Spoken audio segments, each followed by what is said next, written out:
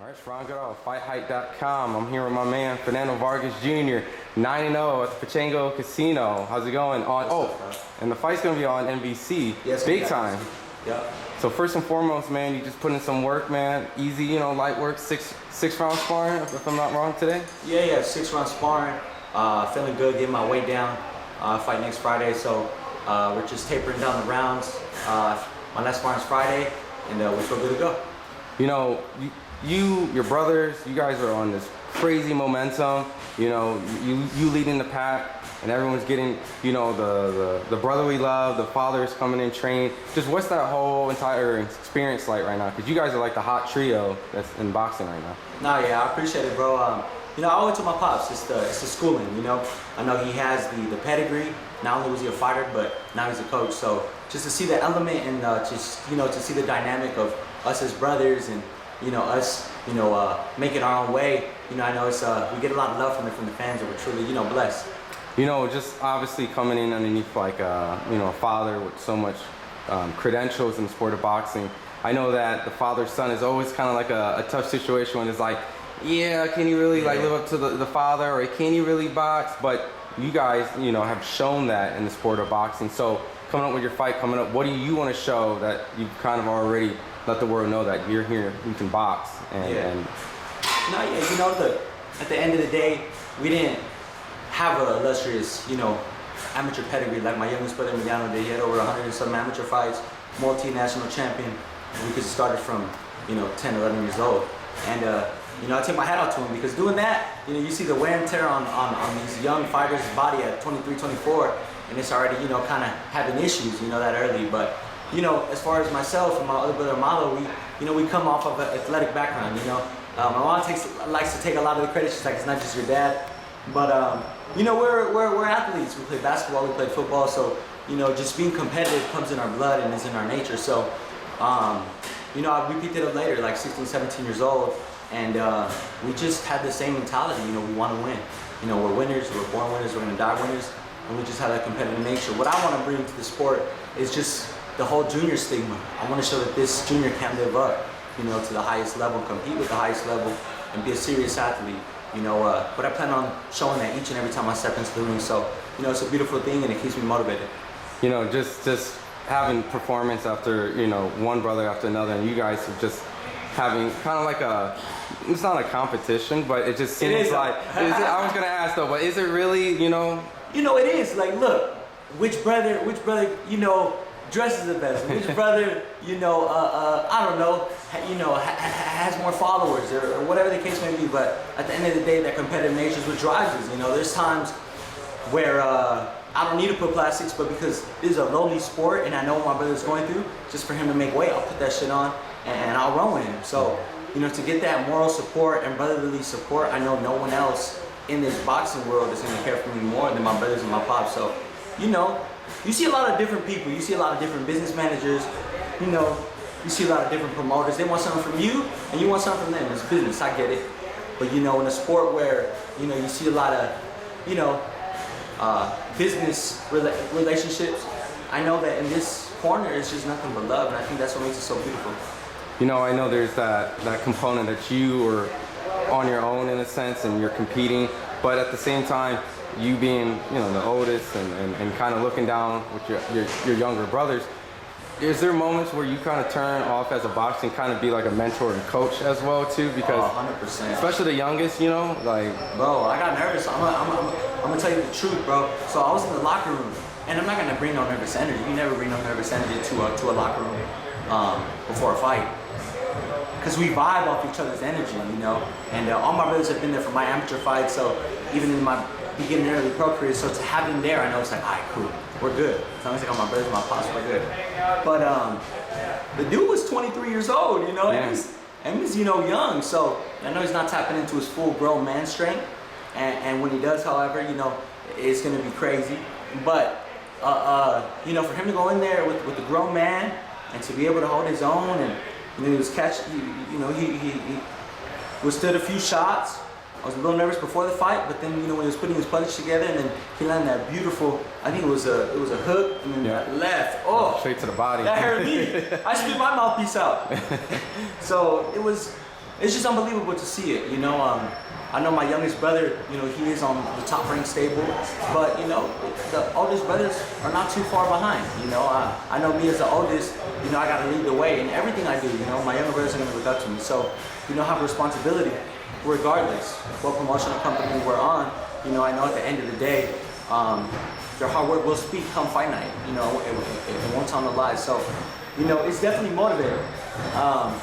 But we do have a lot of big things in the near future. You know, we are making a buzz, and you know, it's a blessing to have that many eyes on us this early in our career. Not a lot of, you know, even Olympians have. So it's definitely a blessing.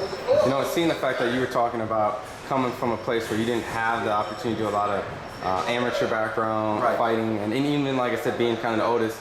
You know, you from what I've seen from other families with like 3 or 4 sons, they kind of like take one son and then learn from there and go to the next, and then like a Gervonta Ennis situation I kind of heard. So in this case, you know, do you kind of like the journey that you're particularly on, in the path where it's like you're a mentor and you have this, you know, more tougher approach? Not saying that doesn't lead you in the same direction, but you know, like you were saying, like your youngest brother has the top rank, he has potential. Right. So just what's your whole perspective on your journey throughout boxing and where it's going to take you? You know, it's definitely motivating. You know, it's definitely, and like, you know, if it makes me feel like my back's against the wall, like I have to prove something. And you know, in this sport, in boxing, you know, you continuously have to keep proving, you know, people wrong. You know, you become a champion, and then all right, it's another step. So you know, I'm in this sport for the glory. You know, I'm in here to be the best. I'm in here to be world champion. And you know, I know that's a dream of me.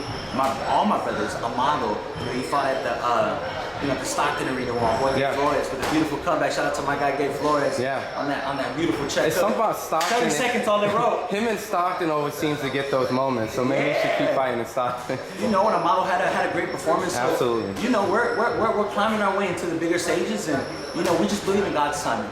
You know, we're not perfect, but we are a Christian family, and we believe everything happens for a reason. But to answer your question, you know, I really do feel God used my trials and tribulations to be a testament to my brothers, like, hey, do this, or hey, don't do that. And you know, I feel that's what the oldest brother has to do.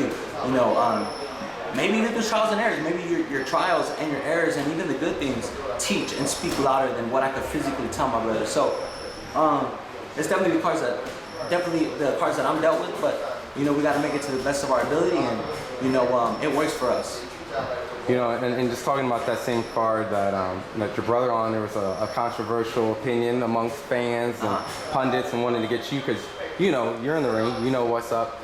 The Haney versus Lomachenko fight, what was your thoughts, I guess? Look, immediately after the fight, I was like, it's a robbery. It's pure Lomachenko. Maybe I could be biased a little bit because I got the same manager, Agnes Klimas. Oh, okay. But at the end of the day, I rewatched it actually this morning before sparring because I'm a southpaw. So I was just seeing the different tricks, the different things that Loma does. You know what? It's a lot of rounds where it could have been either way early. You know, Devin Haney was going to the body real early, and he was landing a double jab, and he was reaching over and landing it. You know, and then Loma would kind of like try to steal rounds at the end of punches with at the end of the round with a whole bunch of punches, just ba ba ba ba ba ba. So it depends. What were you looking at? Mm-hmm. Were you looking at the fury, or were you looking at the constant work rate? So a lot of those, you know, rounds could have been toss-ups, but I think at the end of the day, you know, it could have been like what's 115, 113. Yep. Either way, I wouldn't have been mad. But to score it, you know, unanimous decision, Devin Haney. You know, it just, you know, I know it puts a bad taste in fight fans' mouths. Like, hey, you know, the business side of the sport could kind of hurt it, you know, because it's like, for it to be outrageous like that, and for that to be his last shot, to be, you know, undisputed. You know, maybe if he came in short, okay, cool. But, you know, it could have been either way, 115, 113, or a draw, in my personal opinion. But it was a good fight. Both of them top of their weight, top of the division. I just know Devin Haney has, you know, he has some tasks in front of him. If he wants to stay at 135, you saw Shakur after the fight. Yeah. And then 140, there's a lot of good matchups right there. So it's definitely good for boxing. You know, what's also really great for boxing, you know, they've always keep saying the fight's announced and it's not real, and the fight's announced, it's not real. But this one's it's like 99.9% the feel is real. The Errol Spence Jr, Terence Crawford. God. I'm sure you heard the news and stuff. So just overall, what's your thoughts at this point that it's gonna happen July 29th? Well, that's the official date, right? Yep, at the T-Mobile Arena. So I already know you're gonna be there. I'm gonna be there. I actually sparred rounds with Bud, and shout out to Terence Crawford and the whole camp. Coach Bomac. They treated me, so great over there, and I got unbelievable experience with Terence Crawford. Crawford could do it all. He's long, he's a technician. He lets you. A lot of people are banking on Errol Spence. I see a lot of people now. Before it was a lot Bud, but now they're trying to say Earl because he's younger and he's strong. But let me tell you, I'm strong, and I was landing some shots on Crawford, but kind of lets you build that confidence, kind of like Gervonta Davis, and it says trash for you. So I think the first half I can see Errol Spence throwing a lot of punches and bunches because his output is high. But I'm gonna have to go with Bud with this one. I just feel they both got grit, they both got dog. When push comes to shove, they both got that. You saw, their fight with Sean Porter. Yeah. So look who did better. And I just feel the second part of the fight we're really gonna see, who's gonna take over. And I just feel Bud could do that if they want to counter punch, if they want to box, if they want to bang. And Bud's a switch hitter, so he just creates angles from everywhere. So I like Bud for that one. You've been in a ring with a lot of people. Because every time I'm in this gym, you're always working with someone and you're always around. So like, in comparison to a lot of the people you worked with, like, is Terence possibly one of the best, if not the best person you sparred with? And it's different. I've been in there with punchers. I've been there with Carlos Adames.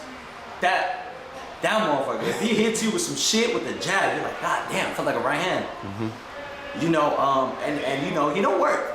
He ain't really trying to work like that. So I get it. If you're getting ready for a fight, you gotta get in there, bro. So, I've been in there with a lot of different people. Sean Porter, Terence, Eubank.